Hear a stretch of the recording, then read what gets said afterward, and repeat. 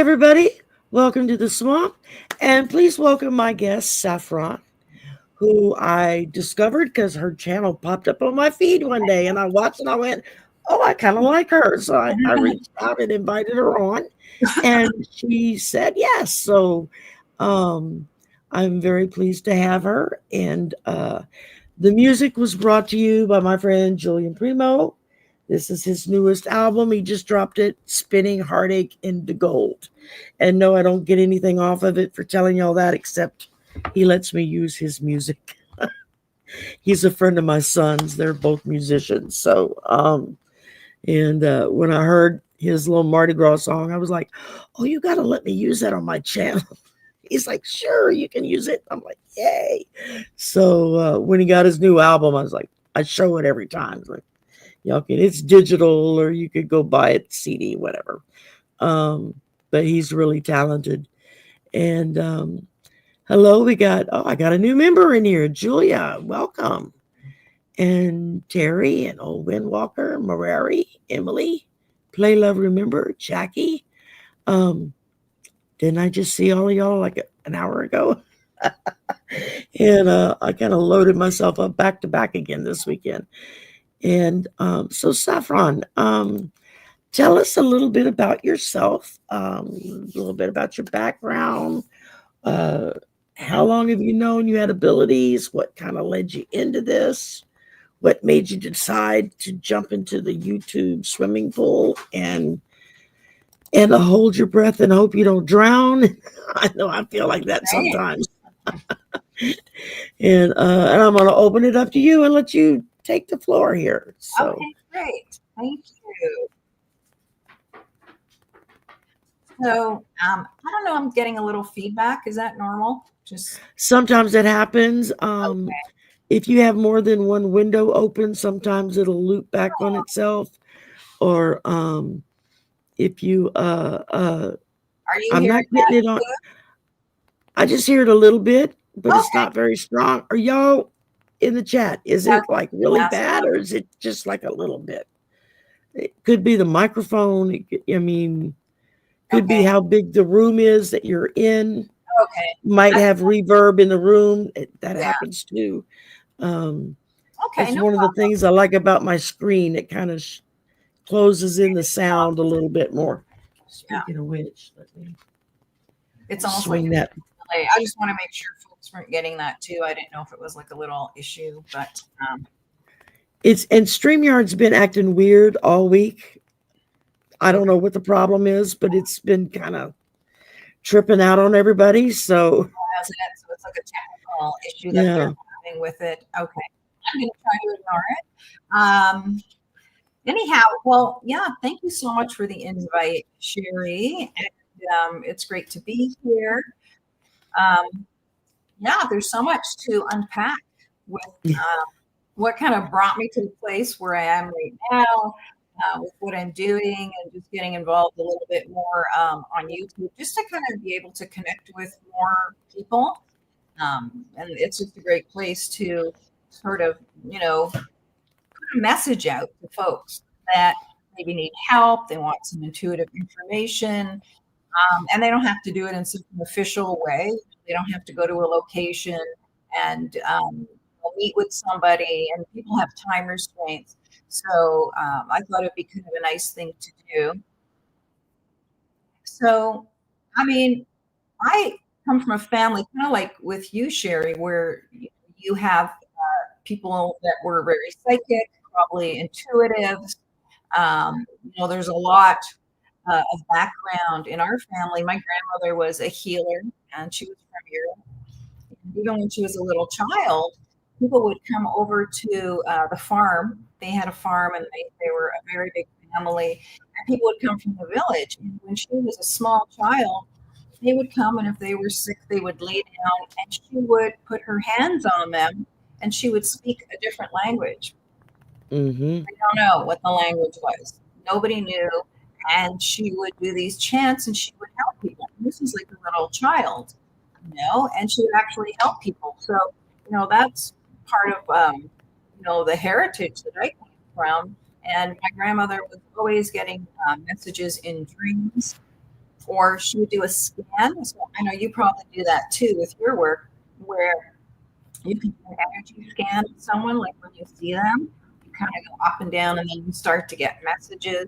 So, when we would go visit her, you'd open the front door and say, like, hey, we're here. And first thing she'd be like, look you up and down and go, are you feeling okay? You look like you're hungry. You need this, you need that. You could not keep anything from her. Like, it was just going to happen, And so I kind of grew up with that. There was like an openness to that, to being able to, explore that without, being shut down. And I think that happens to a lot of folks. And I always try to encourage people and say, if you have those experiences, learn to trust your own voice. Nobody can tell you. You might tell someone your story and they're not comfortable with it. So they may say to you, no, it's not like that, or that's not true. But it doesn't have to be true for them. It just needs to be true for your own voice and getting to know what that means, So, so I grew up in Canada. So I'm originally from Canada. And we have quite a few people in the community that are Canadians. So, hey, great. Hey, everyone. Elbows up, Canadians. So, I grew up in Toronto. So, it seemed like Toronto, at the time I was growing up, was a different city than it is now. And it is a beautiful city. But it was very quiet. It was more like a small town at that time. And we lived sort of right on the edge of the city. And on the other side, there were farms, and it was just very peaceful. So it was a beautiful place, to grow up. And it was also a great place to go and kind of just explore, to be outside and to kind of feel the energy around. So, from the time I was a small child, I was seeing spirits. I was seeing spirit energy. I actually didn't know, Sherry, that other people didn't see it. Like, right? Like, I thought it was normal. So I would say to my sister, hey, what are those glowing orbs, those circles, those lights that come in the room? Because I thought, well, she'll know. I have an older sister, and I thought, well, she'll know. I didn't know what they were. They'd come in my room, they'd come to my crib, and they would spin and come around, and I wasn't afraid of them. There was nothing frightening about them. But she just said, like, what do you mean? I don't know what they are. And I was like, you don't know what they are? You're the big sister. You're supposed to know everything.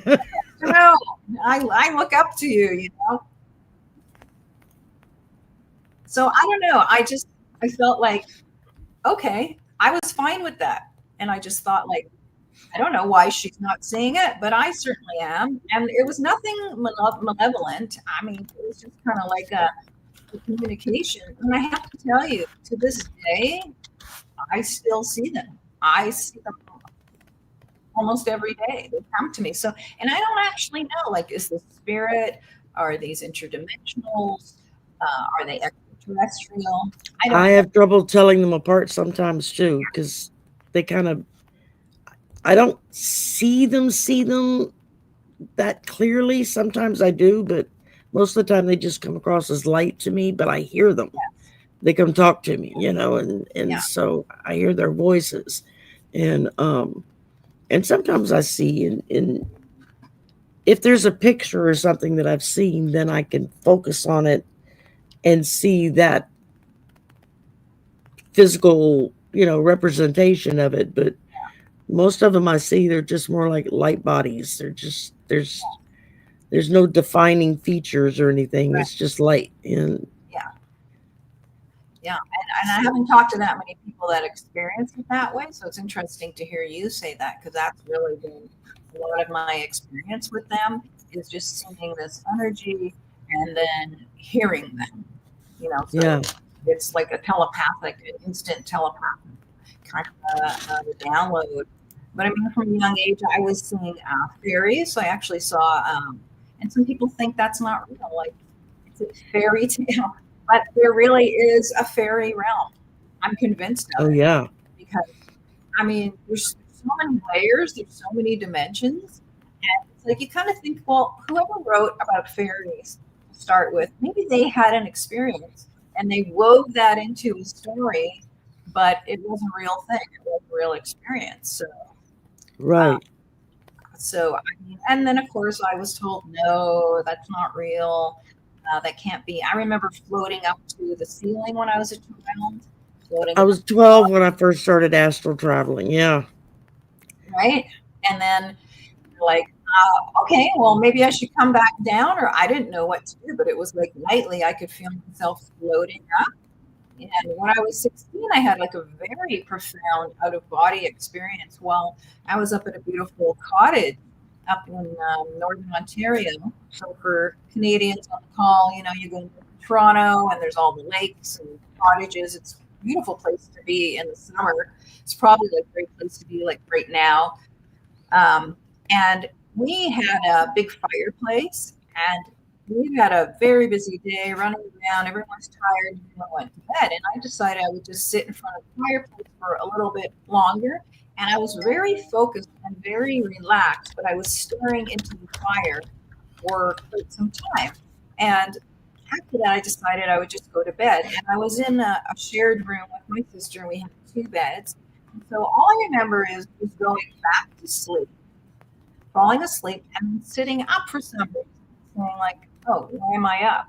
And at that moment, I thought, you know, I feel a little bit different. I don't know what's going on, and I started to go like this, like looking at my hand, and then I turned around and I saw myself laying in the bed.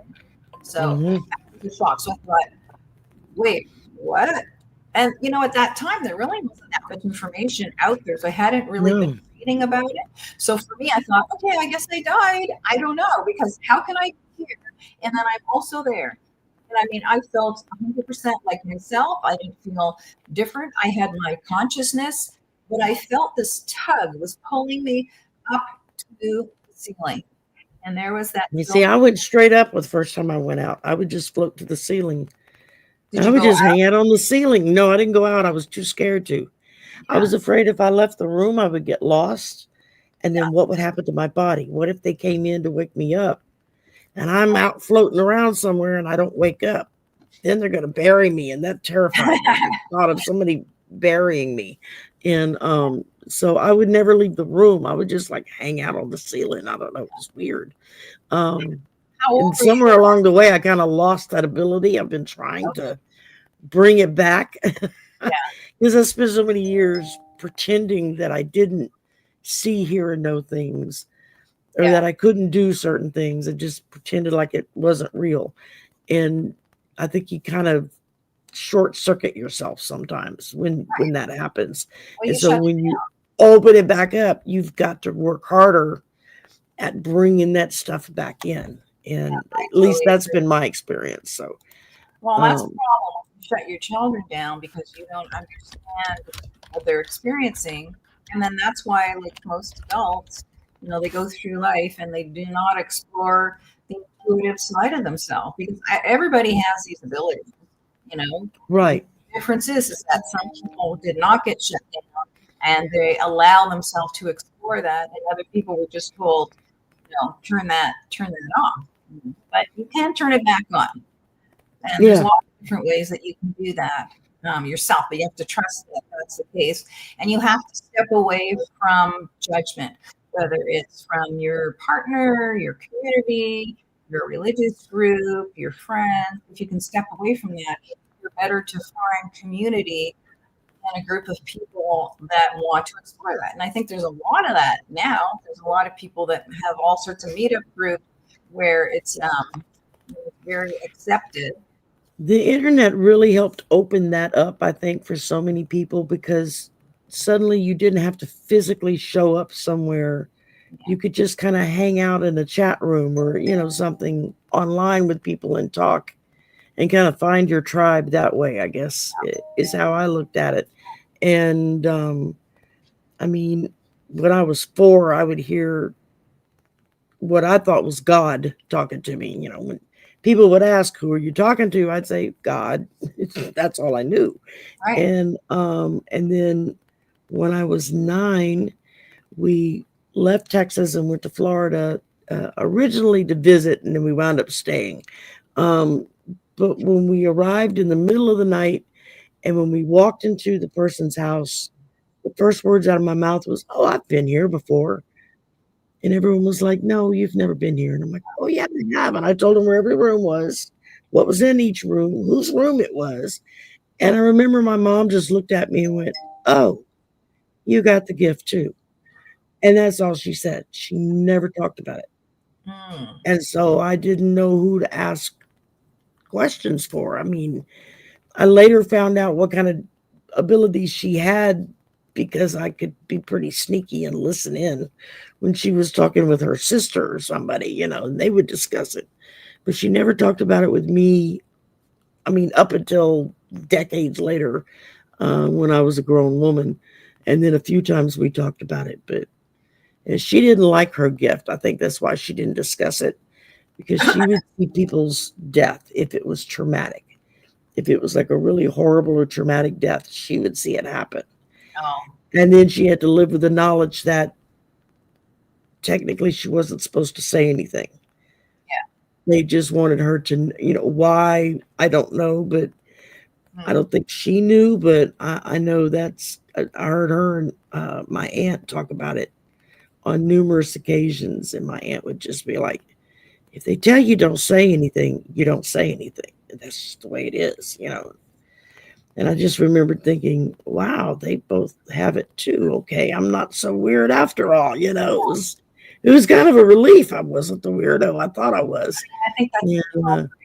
because without that, you know, you could go on thinking like, really, you have those moments where you think something is wrong with me, you know, and Yeah. it's scary because I mean, it's not to say there aren't some real psychological things where people have schizophrenia, but I knew I didn't have schizophrenia, but I would hear spirit voices before I was falling asleep, just in between where you're awake and then you're getting into that deeper You kind of in that in between delta or stage. Yeah. and I would start to hear like it felt like I was in a room of like a whole bunch of people at a party, and everybody was talking and having conversations, but they want to talk to you because you can hear them.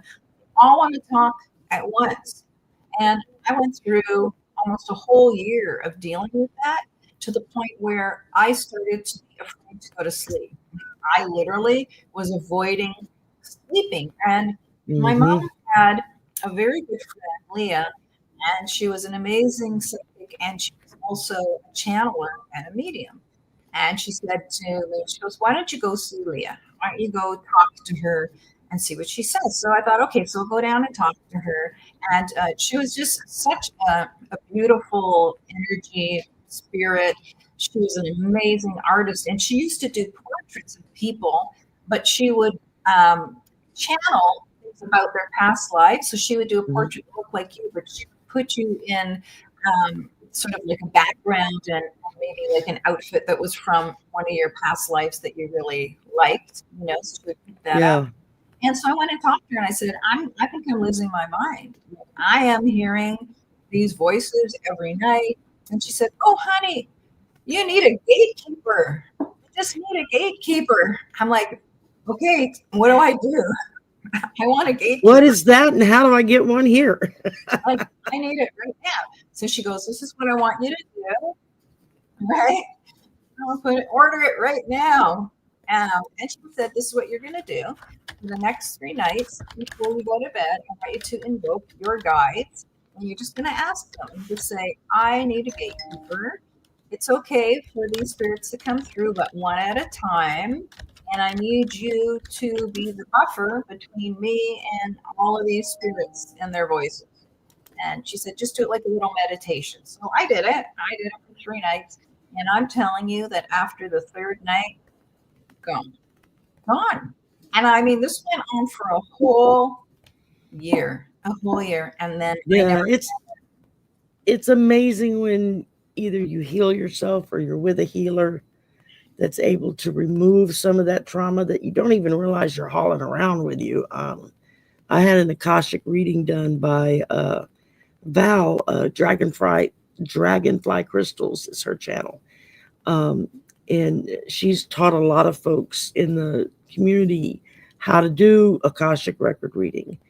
And she did a a reading on me where it was kind of like cord cutting, where we went back and would find something and then we would face it and then cut that cord and be done with it.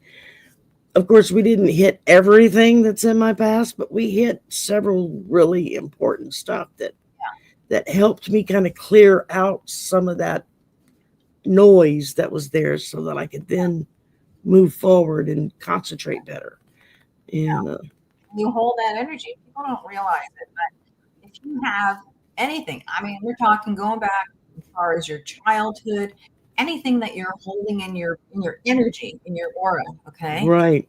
Anything that has to do, somebody did me wrong, I'm so mad at that person, or I'm disappointed in myself, why didn't I do better? Any kind of energy like that that makes you feel kind of tight or shut down. So you have to learn to release that in order to get your energy back. And I did a year apprenticeship at the Toltec Center for Creative Intent, and this was down in Berkeley, California. And this is from these were apprentices from the lineage of Don Miguel Ruiz, and he wrote the book that most people know about, The Four Agreements. These were his apprentices, and they wanted to spread this information and energy from his lineage, which is a very positive lineage. Now, if any of you ever read Carlos Castaneda, that's also another lineage. That's a different Toltec lineage. And his lineage was more of healers. So he worked a lot with healers. And he himself is a shaman. But now, his center is in California, right? Yes, correct. Okay. Yes. That's what I thought I had read, but I just wanted to double check myself. And so it was a very positive experience, but they put us through a lot of these different processes where we talked about something called the mitote. And mitote is kind of like this little devil that's always there in your mind. And it's always the one that's telling you, oh, you can't do this, or that's not good, or that's bad. And that's something that you have to release, but it's always going to sort of be there so you can kind of differentiate and go, okay, I hear that, but you know what? I'm not going to do that, or I'm not going to believe that.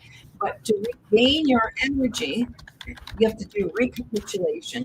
And even if you read any of the Carlos Castaneda books, they also talk about recapitulation. And so they started us with a piece of paper and they said, you're going to go back to day one, day you were born. You're going to work your way up to right to where you are now. Now, obviously, this is going to happen overnight, but you're going to, every single time you remember something. Somebody said this to me, I didn't like it. This happened when I was in grade 1. Somebody tricked me and I fell down. I'm mad at myself. I didn't succeed because my parents wanted me to do whatever it is. Any misgiving, any kind of tight energy you have, whether it's sad, whether it's angry, you have to recapitulate that. You have to come to a place where you come to terms with it, and then you can release it. And you want it to be a real thing where you really let it go, not just saying it. So you want to feel that feeling. It's okay to feel that feeling and then say, okay, thank you. I now recognize that spirit, and I'm okay with not holding that in my energy anymore. And then it will be gone. What happens is, okay, it will open up a space, and when you have space, guess what? More of your own powerful energy comes into you, and all of a sudden you have more energy every day. You're in a better mood. You're happier. You have a different attitude toward people. So, as I said, this is a process. I have been doing it literally for years, and then all of a sudden, sometimes something's triggered, and I remember something, and I'm like, "Oh my God, I haven't thought of that in years." Wow, okay, I gotta let go of that. I didn't even know that I still kind of had misgivings of this person or this incident.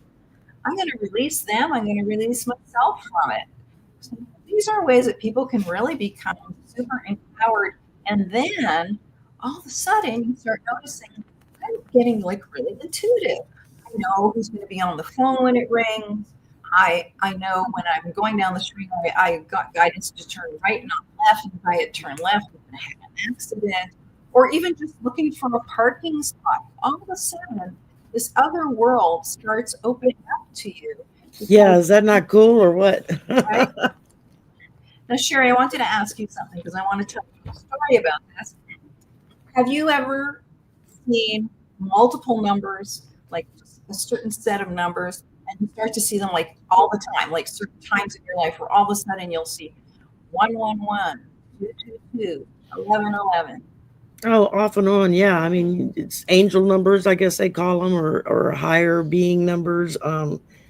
But it's often, I mean, I saw them for years and just didn't realize they meant anything until I decided to open that door back up and kind of discovered this wonderful community now that I'm a belong to. And with people who've been doing this all of their lives, who were more than happy to explain to me what was going on and what did that mean, and this is how you do this and this is how you do that. I mean, I never even owned a deck of cards until I got ready to, when I once got into the community, and several of the psychics were like, you're a psychic, right? You're supposed to be reading cards. And I'm like, I don't even own cards. I don't know anything about it. And one of the ladies, Cartomancy Mesquite is her channel name. She was like, send me your address. And she sent me 2 decks of cards. I got the cards, so I emailed her back. I said, okay, now what? And she kind of walked me through. And so everything's kind of self-taught.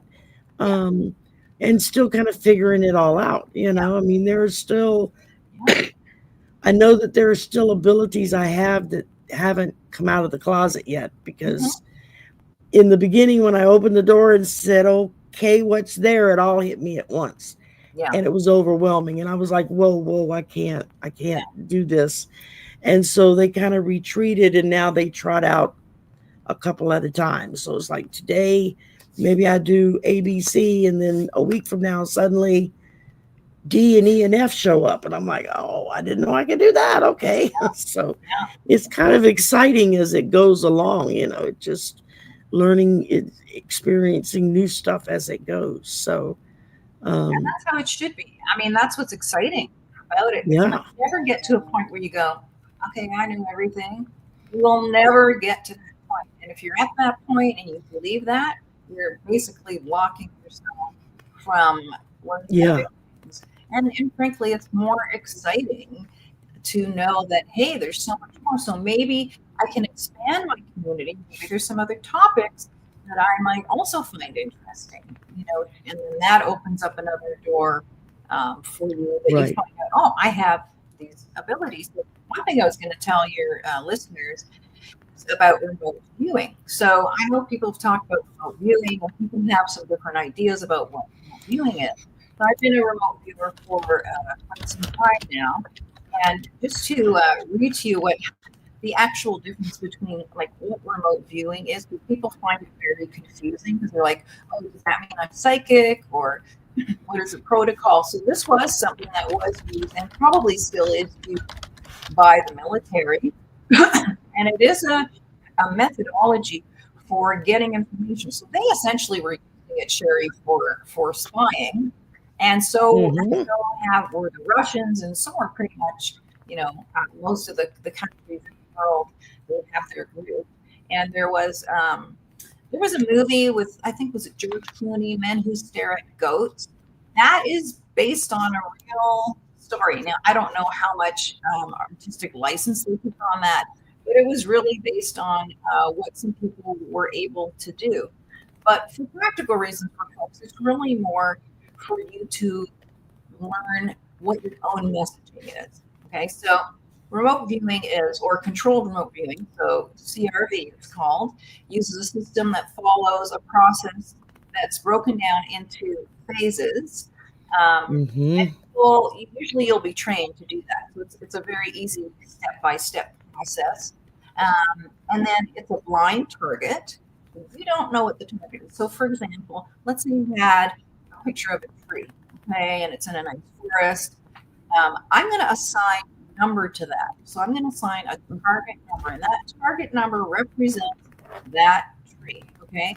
So you don't know that. The only thing that you can give it is the target number. So when they say you're blind to it, It's not like they're giving you some hints and going, okay, can you kind of describe something in the forest, something that's, it's not like that. But you need to develop your ability to do that. So, and it helps to eliminate biases, right? So they call that Yeah. front end loading. If you get too much information up front, you're going to have something called an AOL. That's an active overlay. That's where your mind is coming in with all your own ideas, but you're not at that deeper level of the subconscious where you're picking things up. Okay. There is also intuitive remote viewing. It's a little bit more spontaneous. It's less structured.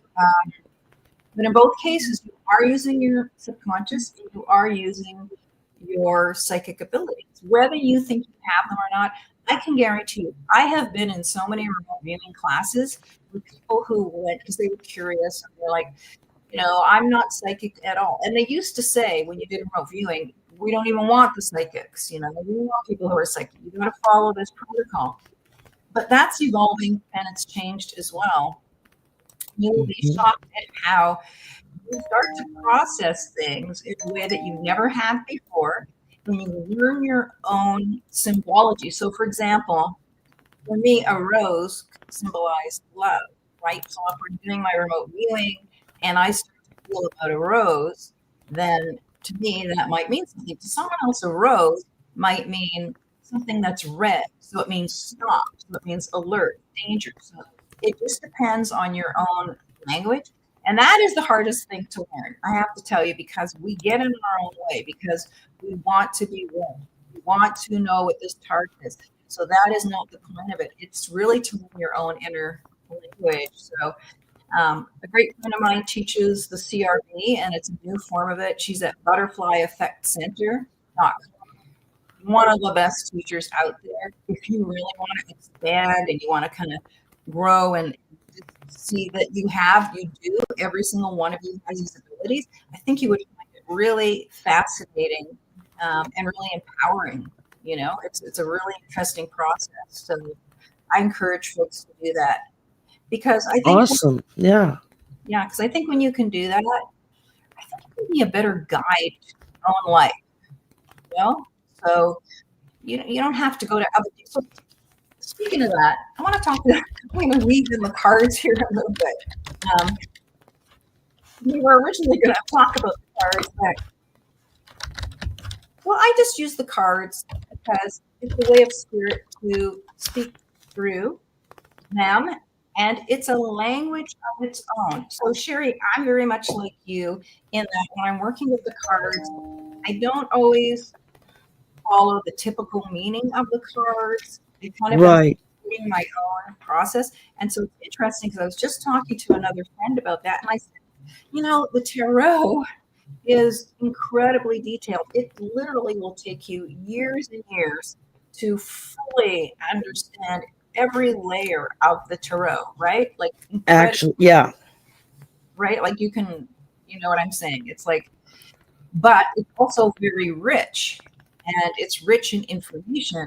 But then as you're using them, and this is what happened for me, I start to get my own meaning behind some of them. So it may not typically be what this card might say in the tarot book, but then I understand how it works with other cards and what the real meaning is of spirit. The spirit's coming through me into the cards, and that doesn't mean it's going to be the same for you or Sherry or anybody else. So, Right.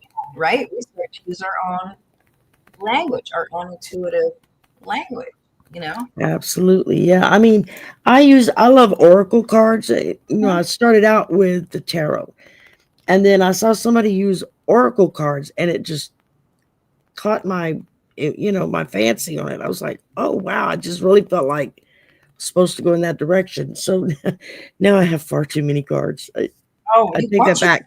You can never have enough cards. Every time a new deck comes in, my family looks at me and like, really? Another deck of cards? Where are you going to put this deck at? It's going to join the pile on the desk.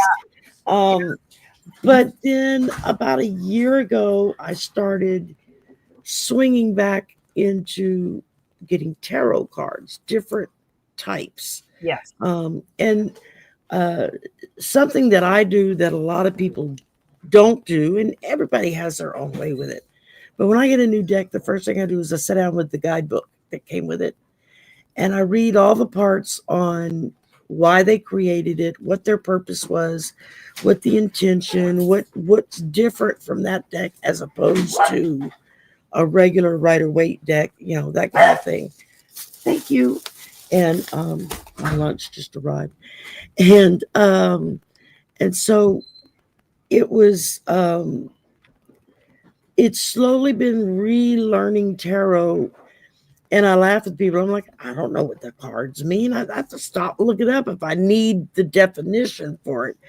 And it took me about a year to start learning how to do it intuitively, and just and that kind of started happening. I did a show once with another reader who's also an artist, and we did a whole hour show on one card, the Hangman. That's the one we drew to do the card on. And he started bringing out things. Well, what colors are in the cards? If you've got a spread, do they all have the same background? Are they all in the same color? Are they looking at each other? Or are they looking away from each other? And it just kind of opened my eyes to a whole new way of approaching how I looked at a series of cards laying next to each other. And I'm just starting to learn a little bit from another reader and teacher on Lineman, the Lineman deck, and to kind of figure out how to do that. And because I'm fascinated with all of it. It's like I want to know all of it, and I want to know it now. And it's like, does it work that way, Sherry? I have to remind myself. And I finally got myself to the point of like, it will happen as it's meant to happen, one step at a time. Don't push it. Correct. And so that's where I went with it. And that's where I'm at now. It's like now I use a mishmash of cards, oracles. Just depends on, I take out decks before a show. I'll be like, or before a private reading even, I'll be like, okay, what cards do you want me to use? Spirit will tell me which decks. And it's not unusual for me to be in the middle of shuffling one of those decks in the middle of a reading, and I'll hear wrong deck. Go get this one instead. And I'm like, okay. And so I have to stop and go grab another deck of cards.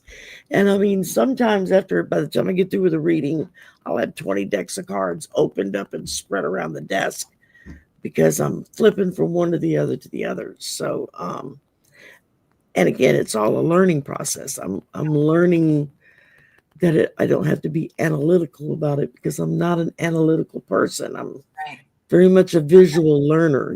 It's if I see it, if I watch it, I can absorb it better than. And even though I'm a voracious reader, I still absorb better visually than I do reading. And that's how you learn. And what you're doing, I think, is really the way to do it. Like when you're getting into an intuitive place, you don't need that super analytical mind. What you're doing is perfect. And the fact that you even stop in the middle and change your deck, it means that spirit needs to come through you and give you information a different way. So I think that's actually perfect, because if we start to get over analytical, like it's okay to go, well, there's green, there's blue, there's orange, but how is it hitting you? You're reading for something or reading about a situation. How do those colors make you feel with that reading? Because the next reading, you can have the same cards come out and you get a totally different message from them. 100%. And so it's learning to kind of figure that out. And that just comes with experience. It comes with playing with the card. I know one of the first private readings I did face to face in real time, turned out we work at the same place. Our buildings are only like next to each other. We never even knew it. And when I left that morning to go to work, and I thought, all right, I'll just bring everything with me so I don't have to go home, get everything, and turn around and come back, because we were just going to meet at her office at work. And so I kept as I'm going through and I'm picking the cards, I feel like Spirit wants me to pick. And they kept having me pick one deck. And then I'd be going along and be like, no, I don't need that deck. And I'd put it back. They sent me back 5 times to get that one deck before I finally put it in the bag and said, okay, I'm bringing it. And so we did the reading that afternoon. Everything went great. And then I said, I'm feeling like I need to draw a couple of oracles for you. I pulled out that deck and she lit up like a Christmas tree. And she was like, oh, fairies. I love fairies. And in that moment, I knew the reason why I had to pick that deck was because it belonged to her, not to me. And so after I did the reading with her, I gave her the cards. And she was like, well, I can't take those. I'm like, no, those are yours. I said, that's why they had me go back and get them. And eventually I went and bought another deck for myself to use. But it was just so clear and so strong. No, those are her cards now.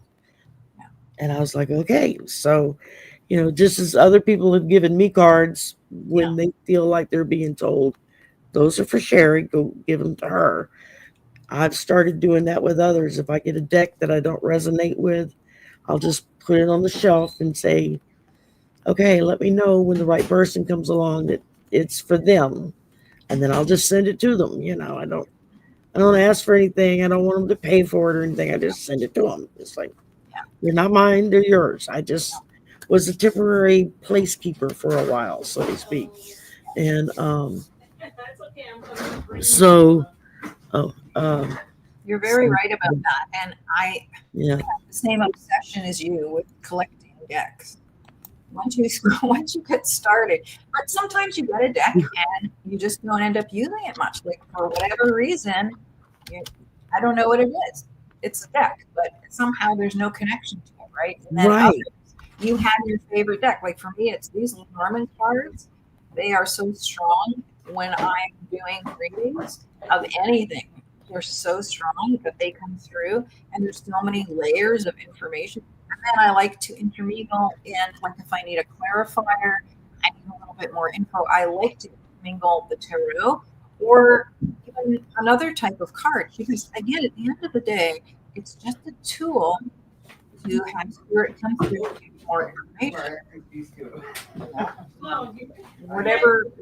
And then so another question I want to ask Sherry because other people do it.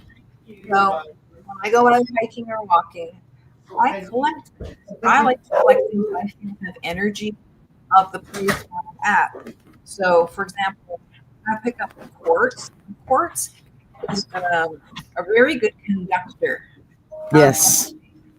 And electricity. I'll pick it up. So I always ask permission from the place where I go. I say, can I take these? Can I borrow them? Because they'll always end up going back to the earth eventually, right? And can I take these from your current place? And then if I get a yes, I'll take them. And sometimes it's not for me either. Sometimes that's for somebody else. And so I will give it to them.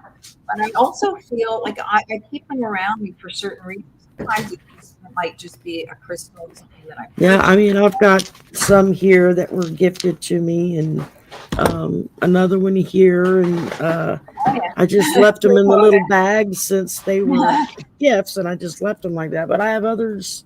I have bowls of rocks and crystals that I've kind of collected, and it was kind of odd because when I first started getting them, it's like I don't know anything about it. A rock is a rock is a rock, right? It didn't take long before I found out. No, not exactly. And so now I've gotten in the habit. It's like I have found. Where is it? It was over here somewhere.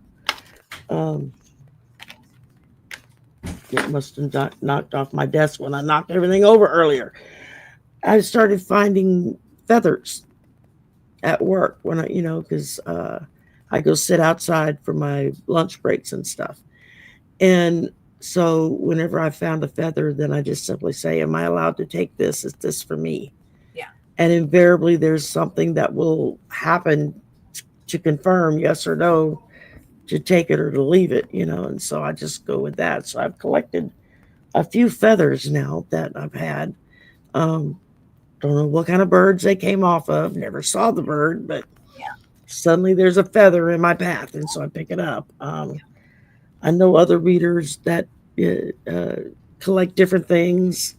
With some people, it's balls. With other people, it's keys, or somebody else, it's certain kinds of rocks or crystals that they don't necessarily look for them. They just show up.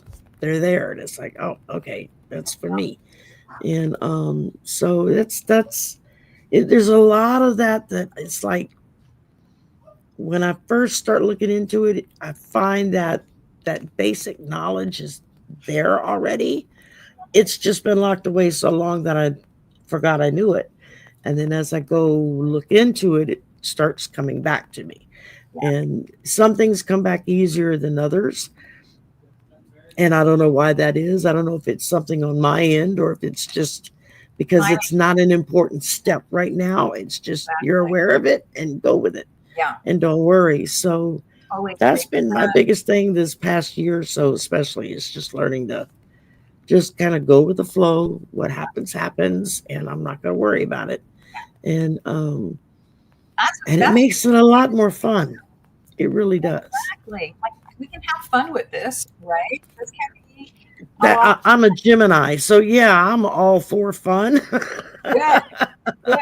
Well, and I like to make other people laugh, and so I like everybody to feel good at the end of the day.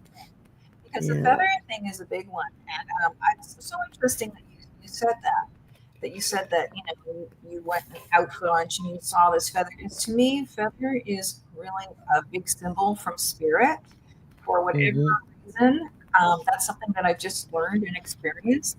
That when you find, I don't mean walking out where there's always a lot of birds. It's usually like it's right at your doorstep, or it's right in front of your car, or it's somewhere that you normally wouldn't even see a feather, or just a lot of birds, or you've just spirit some guidance. It's almost like your guides or spirits show themselves like that to you with a feather.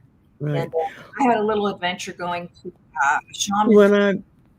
And most of my folks know this. I've talked about it before, but when I first kind of started swinging that door back open, I know you're in there. What's there? What do I need to know?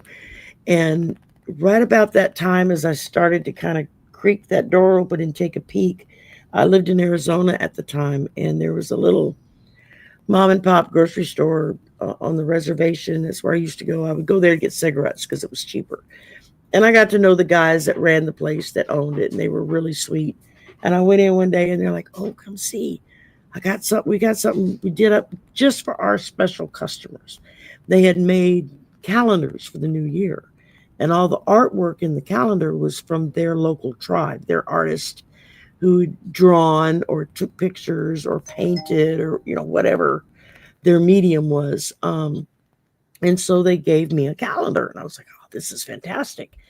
And so I brought it home, and my mother was staying with me at the time, and we were going flipping through looking at all the artwork. And there was one picture that when we flipped to that picture, I literally felt it grab me by the throat, and I heard very clearly in my head, we're your guides.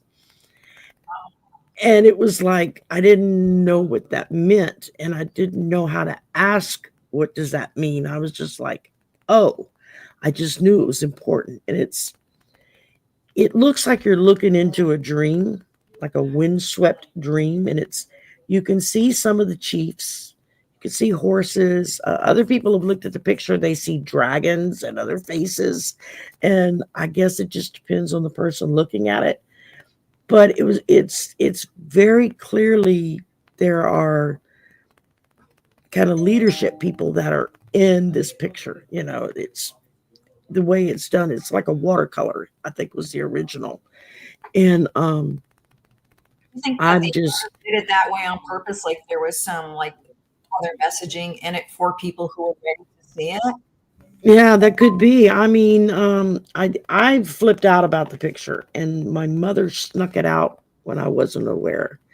And she went and had it removed from the calendar, and she had it matted and framed in to this huge frame, uh, and then gave it to me. It's either my birthday or Mother's Day. I don't remember which one. And that picture hangs over my bed. It's the first thing I see in the morning, the last thing I see at night. And so it's like they're right there.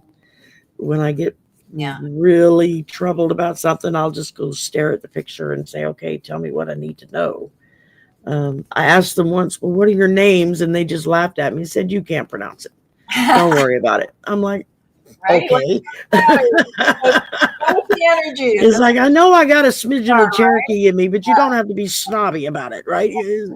And so, but no, they've been very good to me. I mean, they've when I've really needed the assistance, they're always there to kind of help walk me through it, you know. And So it when just, spirit wants to come through, it will do that, right? Like it will. yeah, There'll be something that you'll get an impression from it. So trust that, right? Like, I mean, you just, by chance went to a store, you saw a calendar, and then now you've got this picture in, and you've still got it, and it's over your bed in your bedroom. Like that's, yeah, it's significant. So, and that's all about just that trusting and knowing yourself and following that energy, yeah. Um, it spoke to me, resonated with me on such a deep level I didn't understand at the time. But my mother, who was also psychic, she picked up on it. And so she knew it was important for me to have that. So she made sure it got preserved in a way that it wouldn't get lost or messed up, you know. And That was very she, cool that she did that. She understood yeah, the meaning of it and that yeah, she did that. So for people who are watching this today, know that, trust that, and you find special little objects, objet d'art, or whatever it is, or a feather, like you can use that as a way to all channel. kinds of things. Yeah. I mean, I've had time. As I've shared with people, I have to go outside every day, even if it's just for 10 or 15 minutes. I have to go sit outside every day. I have to be in nature in order for my batteries to feel charged. And so usually on my lunch break, I have a little spot at work. It's like up against the building, but there's a row of huge bushes in from the sidewalk to the building and a bunch of big trees right there. So I kind of sit back behind everything and I can see out, but people can't see into me unless they're looking for me. And which is kind of cool because I can see everything, but I'm hidden from view. And I mean, I've had squirrels come up and hold total conversations with me, just chipping away at me, you know, like I don't know what you're saying, but okay, we're gonna talk, you know, and I'll just talk things out loud, and they will respond like they understand what I'm saying. I haven't yet understood them, but I figure one day maybe it'll come. Um, but you know, I've had birds that come right there. The apartment complex where I live now, when we first moved in here 4 years ago, I guess we'd been here about a month, I think, and I was sitting out on we have a patio in the out the front door, a little patio area with a half wall, so that when I go out and sit, I can see people walk by, but unless they're looking over the wall, they don't see me. And Okay. I was sitting there one day and I saw something go right by my peripheral vision. I'm like, what was that? It was something in the parking lot that just Yeah. swooped right through. And I started looking, and then that's when I saw my eagles. Full, yeah, it's like I didn't even know we had eagles in Louisiana, much less. Oh I wow. mean, it completely caught me off guard. I was like, oh my God, there's an eagle here. And it's an eagle and its mate. And they go cruising through the parking lot sometimes on their flight path, wherever they're going. And I just love to watch them. In the beginning, I tried to take a picture of them or film them, and they would always disappear from view the minute I would pull out my phone or the camera. And so it took a few times before I realized, okay, it's not for anybody else. It's just for me to see. Now, other people have been out there with me when they've flown by, and they're like, did you see that? That was an eagle. I'm like, yeah, they come by all the time. I think And that's one of your animal totems. I, yeah, I do. And It's a very I most powerful one definitely as do. well. And then one day, my son and I were sitting on the patio talking about my mom, his grandmom, just kind of reminiscing, sharing some memories. And all of a sudden, this huge black and gold butterfly comes flitting over the wall and dances around our heads and whatnot for a good 5 minutes, with both of us sitting there looking at each other saying, "Do you see this? Do you see this?" I've never seen a butterfly in real life before.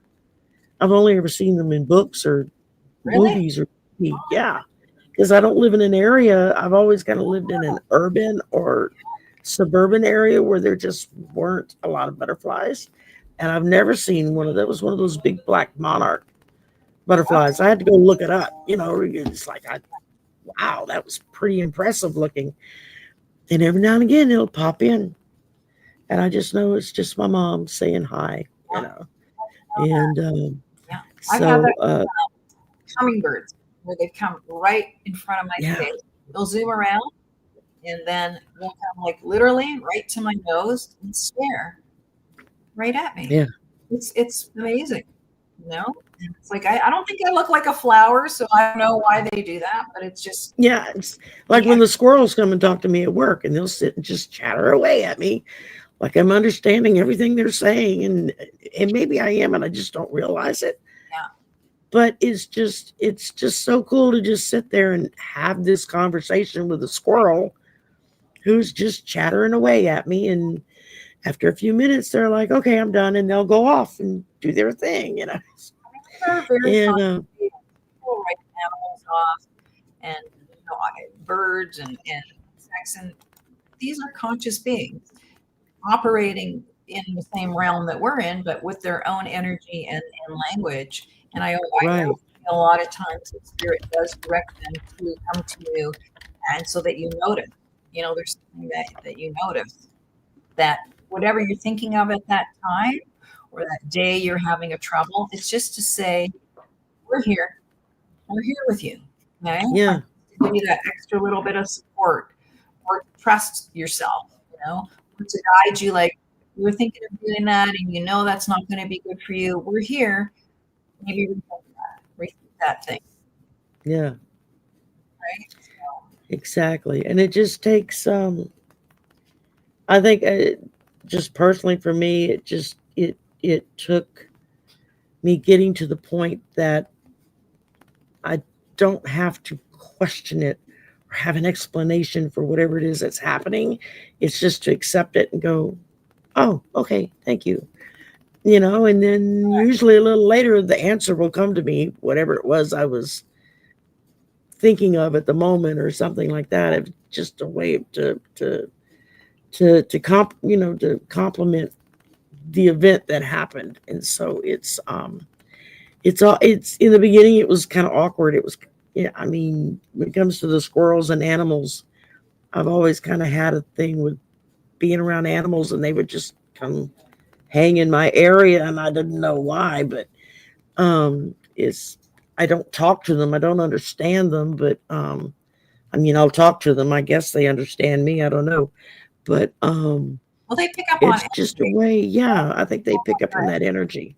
and they know you're friendly, you're a friend, and it's just like I'm amazed. Like I'm very clued in, obviously, to my own pets as people are their own animals, Hmm. but people who are pet psychics, that always is so amazing to me that they can do that. So they learn somehow to speak that language with any animal. So Yeah, I can do that with my own animal, but I don't know if I could do that with any animal or at a distance. So I that I just had on an animal communicator on my channel, and uh, she was. I mean, everybody was like, "Can we ask questions?" And she was like, "Sure."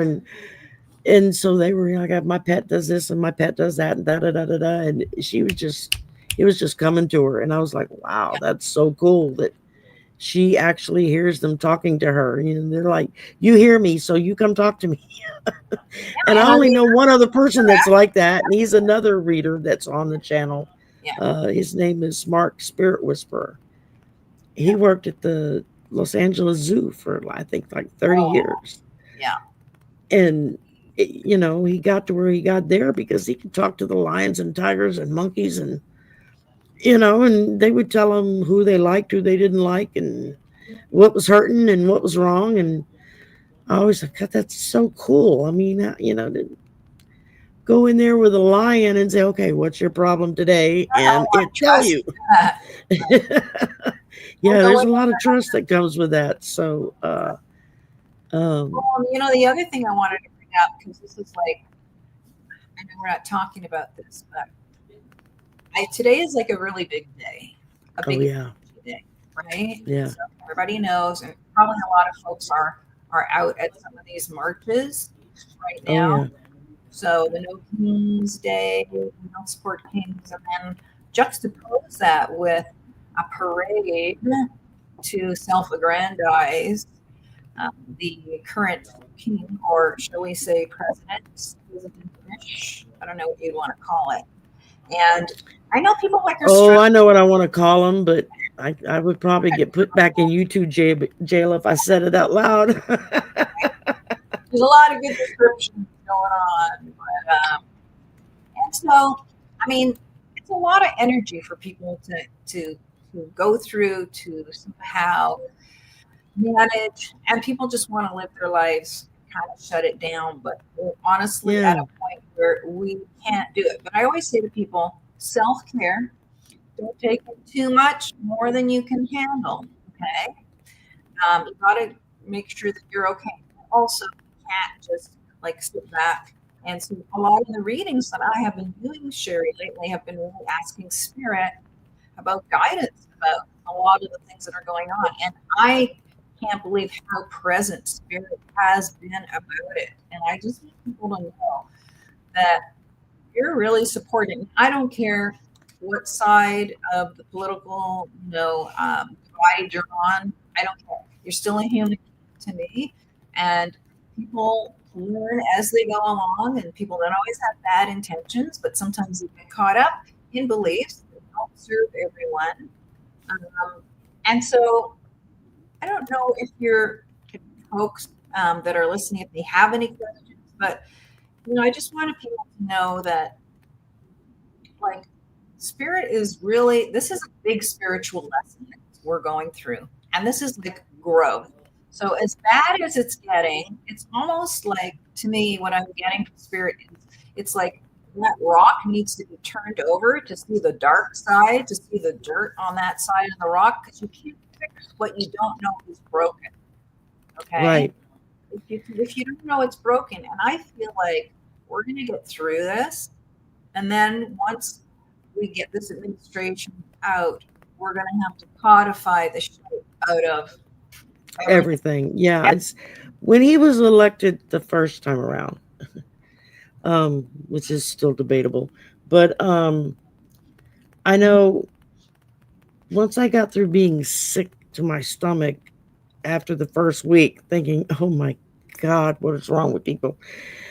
And then it just hit me. I was like, you know what? He's actually going to be the best damn thing to happen to us because he's going to show where all the cracks are, where all the little spots that people thought there were laws to protect against, but there weren't. It was just a gentleman's agreement from long ago. We don't step over this line. We don't do this. We don't do that. And suddenly you had somebody in the office who was like, I don't give a crap about that. If I want to do it, I'll do it. And it was, I think the first go around, people were really shocked beyond belief that Mhm. he would do these things and then would be told, well, actually, it's not illegal. It's just, it's just always been the agreement. We don't do that. It's like, so there were a lot of people that weren't real hip about that. And we had a few years where we got a few things short of, but now here he comes again, and um, We didn't learn enough I of a lesson from that. Apparently, we did not. yeah, This would not happen if we had really learned all the lessons we need to learn. You oh know, yeah, no, I agree completely.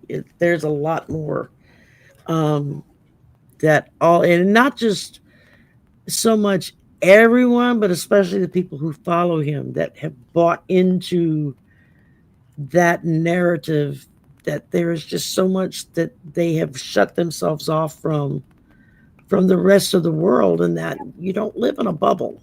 There's a big giant world out there. There's more further out that they just kind of hanging back and watching and waiting to come see if we're going to shoot them or not. Um, and it takes a lot, I think, for people to be able to admit to themselves, I was wrong here. You know, Yeah. this was a mistake Yeah. doing A, B, or C. And then it's the next level to actually take the step to correct that mistake. And a lot of people, they Mhm. may admit it to themselves, but they're not going to admit it publicly, and they're not going to try to do anything to correct it. It's just like, well, this, I guess we just have to live with it. You know, it's the rest of us that are like, no, we don't just have to live with it. You know, were there issues and problems that need to be fixed? Oh, hell yeah. We knew that before all of this mess started. We already knew that, you know, and so um, Well, we have to evolve.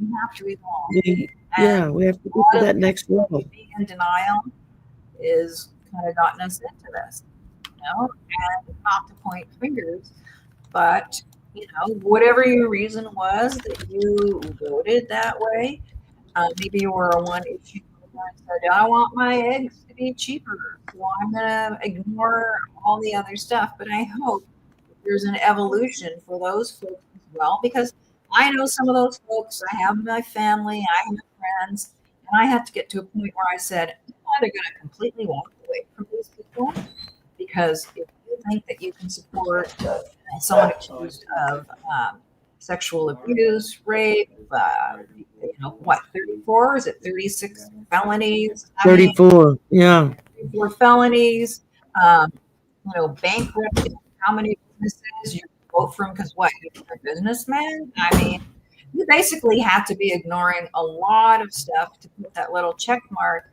next to this person's name. And it really outraged me initially, the disbelief that a woman with such an impressive background, so highly intelligent and compassionate, lost to someone like him. I was outraged. Yeah. But it came to the point where I said, you know what? You're not going to win anything. You're not going to change the world. You can't cajole people in a way if you're constantly telling them they're wrong. And we've all been wrong in our lives many times. And Oh, sometimes yeah. it's like harder than others to admit it. So it's not going to be that easy for everyone. And you know, when you start thinking about whole communities or groups of people or families, how do you step out from that? And I think the problem is that those folks got to feel the pain as well of the cutbacks from Medicare, Medicaid, food programs, Yeah.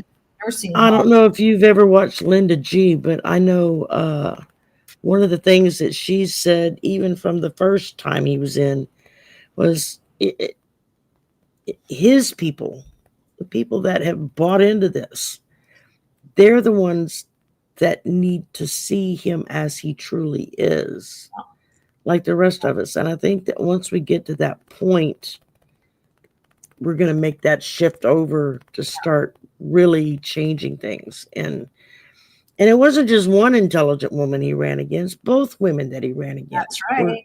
Both so times. much more qualified than he was, Yeah. tons more intelligent than he is.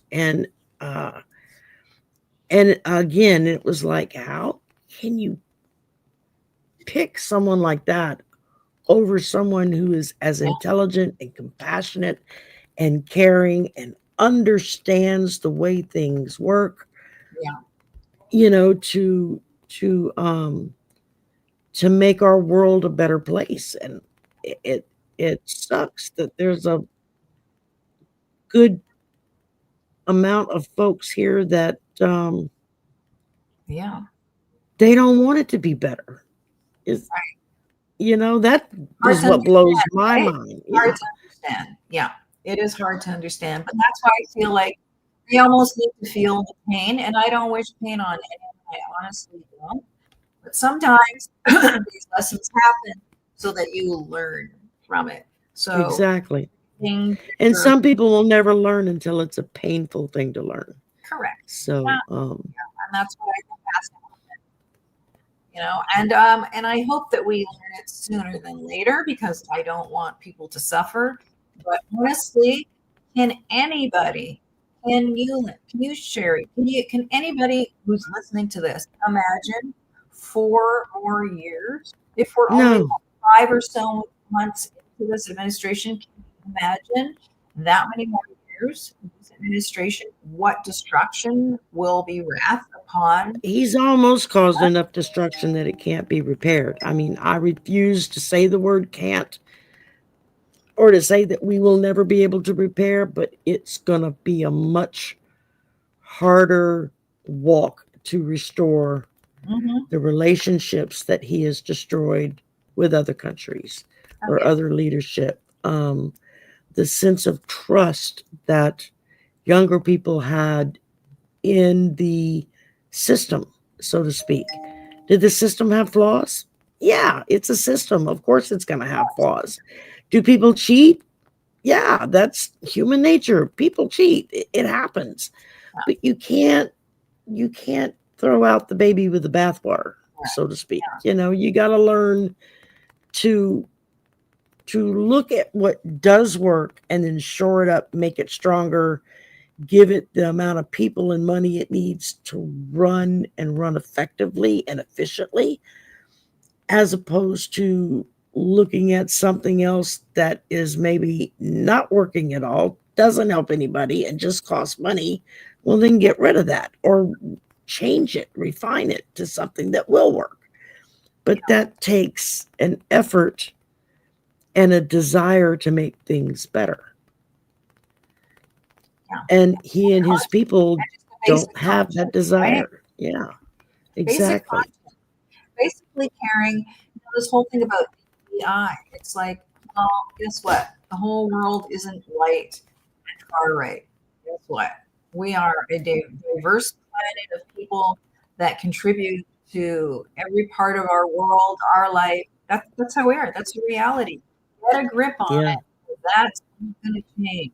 So it's just imposing basically suffering on people for no reason, just to be cruel. And that's my biggest thing about this administration is a meanness. Yeah. The cruelty is the point. Yeah. It hurts. It just hurts Yeah. to see it. It doesn't need to happen that way. It doesn't have to happen. There was no big event that made this happen except the madness in one man's mind and belief system. Yeah. Exactly. Lessons, right? Big Exactly. lessons there to learn. So Yeah. We've got a lot. We've still got a lot to learn and a lot to go. Well, guys, we have been at this for almost an hour and 15 minutes. And I do want Saffron to come back, so I'm not going to take up much more of her time. And because I know that after a certain amount of time, people are like, okay, I'm tired of watching them, and they click off and go elsewhere. And so I try to acknowledge and respect y'all's time that you spend watching. Thank you very much for coming and hanging out with us today. my pleasure. I do appreciate it. I'm sorry we didn't get to any questions. We were just busy yakking.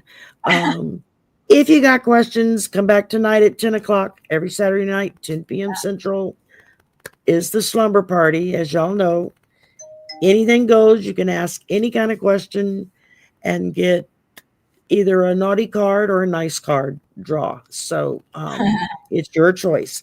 The naughty cards are the ones with very explicit language or suggestions on them.